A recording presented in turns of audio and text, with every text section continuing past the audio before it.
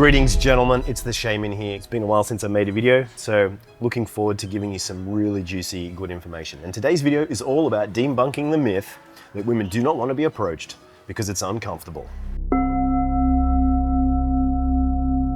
Alright, so let's dive into this myth that women don't like to be approached by men. Is this true? Well, really what women want is they don't want to be approached in unwanted ways, undesirable ways, uncalibrated ways, ways that are awkward. But what women do like is they like to be approached by a man who is comfortable, relaxed. He knows who he is in his story, he knows what he wants to give, he has a certain sense of what he's going to do next, which is basically just saying hi and finding out what she's up to begin with. And then he has a sense of what it is that he can do to start to deal with that experience. Like there's only so many options that can actually happen inside of an interaction when you're meeting a stranger. Either they're going to be open to meeting you and you're going to have a nice pleasant interaction and then see what happens next. They're going to be not open to meeting you and they're just going to say, sorry, I'm busy, or not interested, or they're just going to ignore you, and that's the end of that.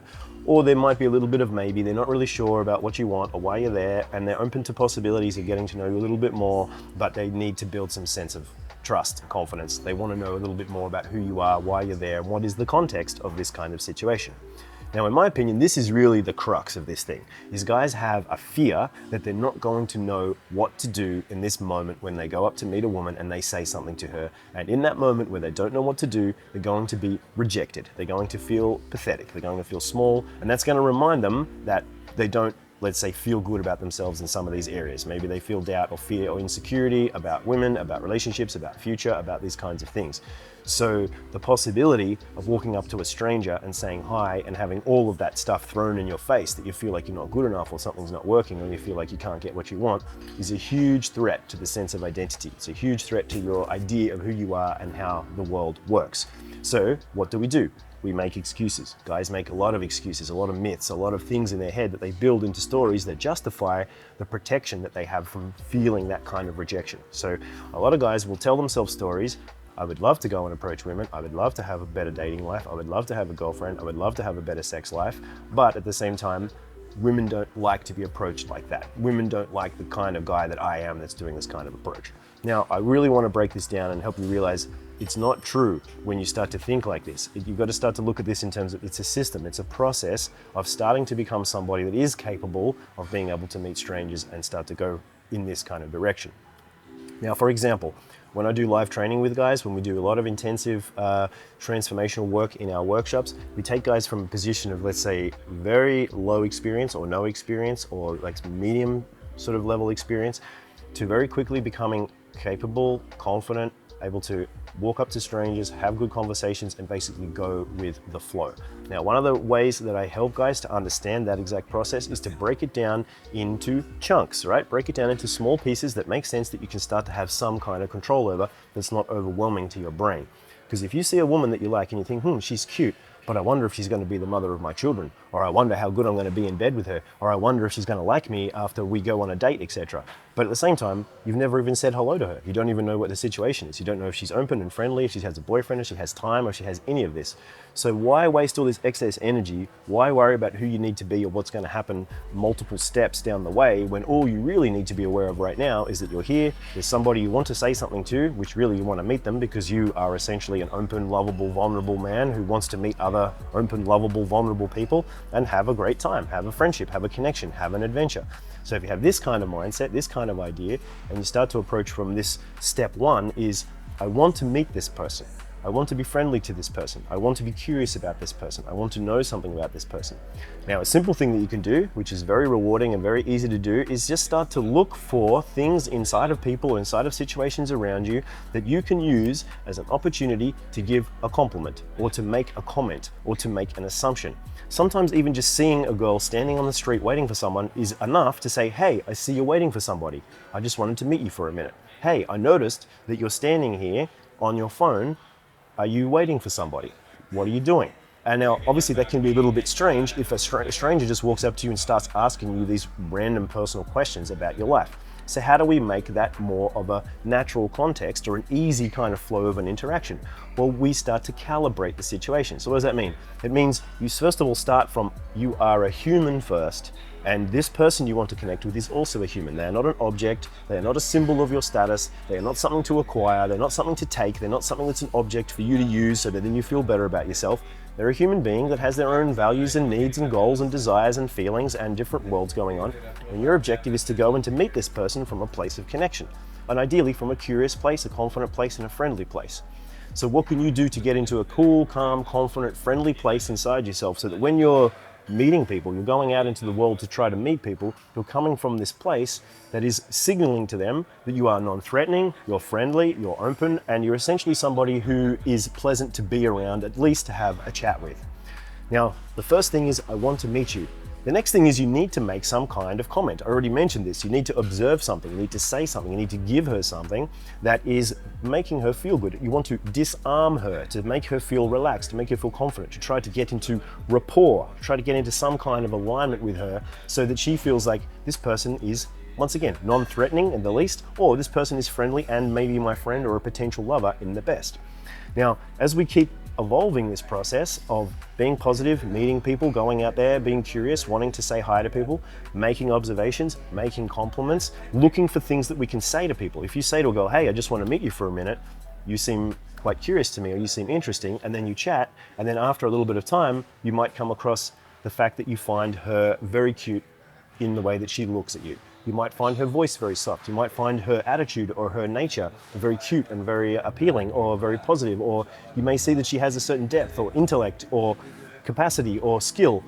Any of these things that you start to observe can be compliments. They can be positive observations, positive assumptions, things that you can give back to her that make her feel like she's being seen, she's being understood, and she's being respected and appreciated in her sense of self. So these are our first two steps. This is really all you need to do when you want to start to a cold approach. I want to go and meet people, and I want to make positive assumptions, observations, and feel good about interacting with people and just throw good energy at people.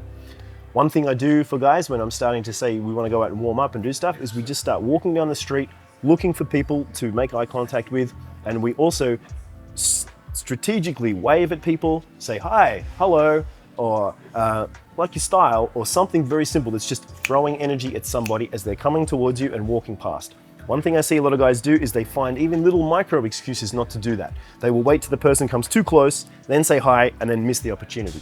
They will see an opportunity where somebody's coming towards them, and then they will do something to be able to make that situation easy for them by not making eye contact, or maybe not saying the thing loud enough, or not waving clear enough.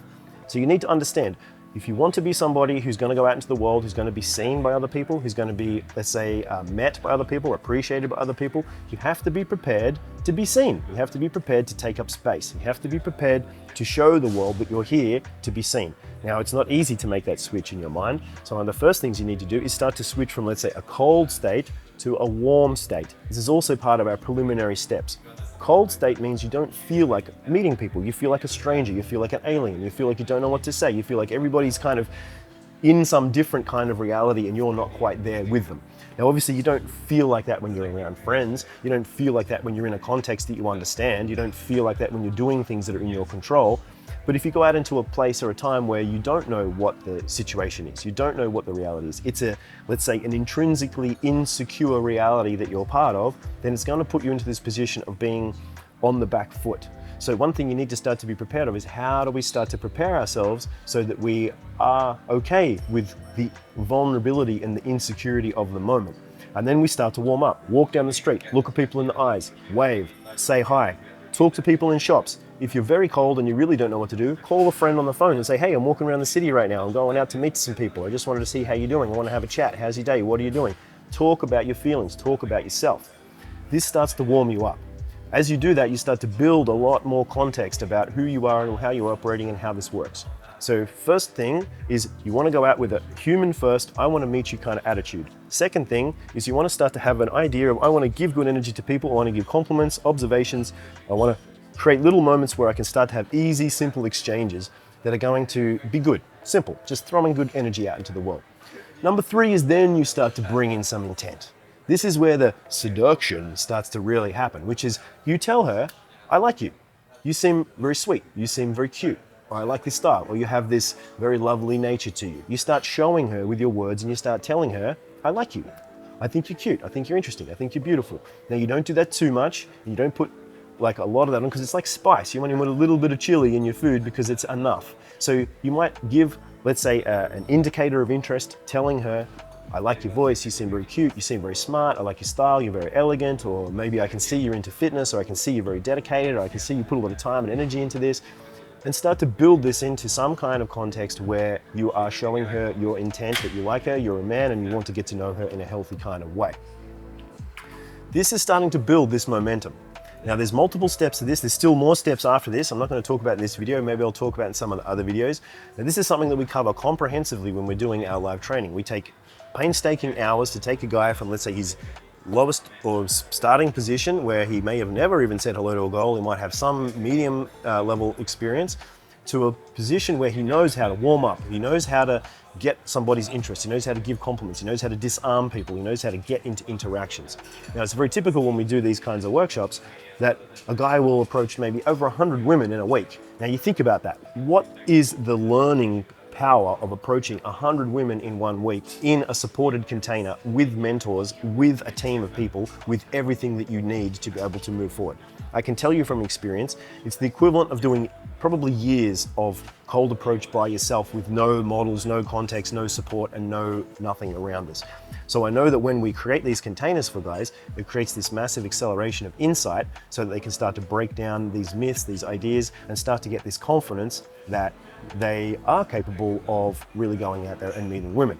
Now, one of the biggest shifts that I try to aim for, the biggest transmissions that I try to get guys to understand in this whole journey of becoming a seducer, becoming a lover, becoming this kind of guy, is you need to move from, let's say, the guy who's the average guy, the average dude who's trying to work it out, to being a lover, somebody who likes sensuality, intimacy, connection, women, talking, relating, somebody who feels good in their heart.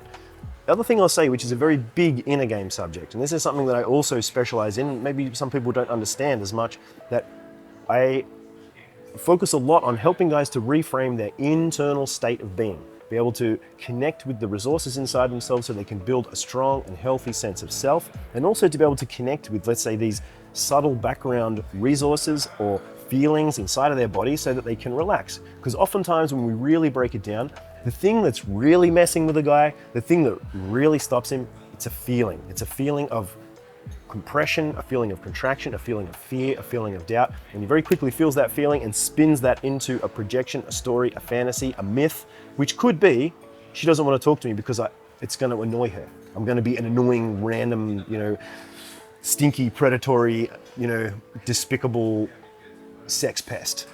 Now, if you think like that, it's going to be very hard because you're already starting to create a story. I'm going to walk up to her and I'm going to mess it up. She's not going to like it. It's going to feel uncomfortable. I'm going to be a pest. I'm going to be bothering her. Instead, think about, what does it mean to be a lover? What does it mean to be a connector? And start to think about, what would it be like if I could walk up to girls, I could walk up to people, I could have interactions, I could have pleasant exchanges, and it was easy. It felt good. And it started to create positive interactions with you and the world around you, and you start to move from this worldview that maybe you're not okay, or maybe the world's not okay, or maybe other people are not okay, to the opposite, where you're okay, the world's okay, everybody else is okay. And at this point, at which you feel you are, let's say, worthy, you're allowed to exist, you're allowed to show up, you have your own value, you have your own sense of power and purpose and things inside of you that you can work with. At this point, that's when you start to relax, that's when you start to feel good. And this is inner game. This is your internal states, your alignment to your heart, to your emotions, to your intention, to your ability to go into the world with an effective kind of ability to create the thing that you want. Now, internal states and mindsets are not the complete package. You cannot get perfectly good, or let's say change your life in a complete way by just meditating and focusing on internal things or doing theoretical things and reading books all the time. But those things are incredibly powerful and important because they upgrade your sense of perception, your sense of place, your sense of power, your sense of what you can do and your capabilities in the world. And at the same time, we need to go out there and we need to test our assumptions. Test what is true.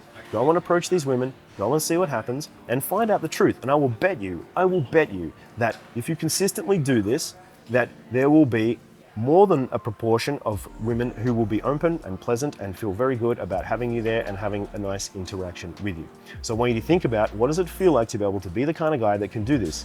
Coming from connection, keeping it simple, thinking about what positive energy and compliments you can give to her, and systematically challenging and dissolving this idea and this myth that women don't like to be approached, that it's annoying to be approached, that you're the kind of guy that's one of those guys that's in the annoying category of guys. The last point I'll make here before I wrap this video up is on that point, there's two ways that you can primarily see yourself when you're meeting strangers. One way you can see yourself when you're meeting strangers is you can see yourself as an annoyance. You can see yourself as a bothering element inside of that situation. So you could basically say you're a pest or somebody that's not supposed to be there. Now, when you walk up to people and they don't know you, they have no idea about who you are, they don't know which box to put you in either. And sometimes people will put you into the box of, I don't have time, I'm annoyed, I don't like this, I don't want this time, I don't want this attention, I don't need men to give me this kind of offers or invitations or these kinds of things. And when somebody puts you into that position where you feel judged, you feel small, you feel like what you did was wrong, the tendency is for guys to put themselves in that same box. So not only is somebody else telling you that you're, let's say, a pest or you're annoying them, or that's the sense that you're getting from them, you start telling that to yourself.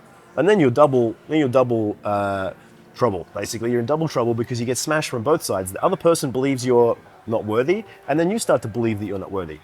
Now, there is another mindset here. And the other mindset here is that you are capable, allowed, worthy, and you can go out and meet people and you can start to be the kind of person that starts to create connections and starts to create good things in life. Now, you need to start to build that identity. It's very much the same as becoming somewhat of a kind of a salesman maybe, or somebody that's like a brand kind of representative. You know, you're going out into the world to say to people, hey, I want to tell you about something really cool. And that something that's really cool is me. It's my brand, it's my life, it's my cool thing. And I would love to share that with you. I'd love to find out about you, your brand, your life, your purpose, your mission, and how we might have some kind of alignment. So what I want you to think about is, how does it feel to become positive salesman? Let's say somebody who is a positively directed, positively focused creator of their sense of identity as a lover, as a connector moving forward in the world. To the degree that you build this, let's say, mindset, to the degree that you build this personality where this is you, you are a lover, you are evolving, you are connecting, you are becoming the kind of guy that is going to be able to do this stuff over time. It might take days, it might take months, it might take years even in the totality of this big journey, but you are on the path and you're moving towards that. When you feel good about that, when you reinforce that, when that is your confident position that you believe more than the fact that you're a pest, then when you walk up to people, when you walk up to girls and you want to go and meet them and they try to put you into the pest box, they try to put you into the despicable box, the unworthy box, you know in your head, I don't belong in that box. And you can say, thanks very much, it was nice to meet you, have a great day, and you can leave them with a good vibe and you can just move on and wait for somebody else or look for somebody else that will be open to seeing you in this positive thing. Or if you're feeling ballsy and confident and you've built the skill sets, you can challenge her about that maybe. You can stay in that interaction. You can be flirty, you can be fun, you can collapse that energy. You can maybe show her, I'm actually not that guy that is the annoying pest guy, and as much as you try to put me into that box, I know that's what you think I am, but I'm really this guy. And she might not even know what a lover is. She might not even know what an adventurous, let's say, free, capable man is really like. So you have to teach her and show her and stay in that interaction for some time to start to give her the opportunity to let go of her misconception that you're annoying her. So with all that put together, it gives you a pretty comprehensive nutshell of what you can do when it comes to this fear, this very common myth or this very common limiting belief that women don't want to be approached by men. Lots of cool stuff to look at there. I hope you took some notes. I hope that's nice and juicy for you and you got some value out of it. I would very much love if you have any comments, questions, or particular myths or difficulties that you would like to put into the comments section that I can address in other future videos. It's my aim that I would like to create a series along these lines, taking into account these touch points, these limiting beliefs, these problems that guys have, and starting to give you more sophisticated, more clear understandings from my 15 years experience as a dating coach and a men's lifestyle transformation coach, helping thousands of men to create the confidence that they love inside their life. And I would love to help you guys. So help me, help you, give me some comments, let me know what you guys need, and I'll see you guys in the next video. Make sure you like and subscribe. Much love to you. This is the Shaman saying peace. See you in the next video.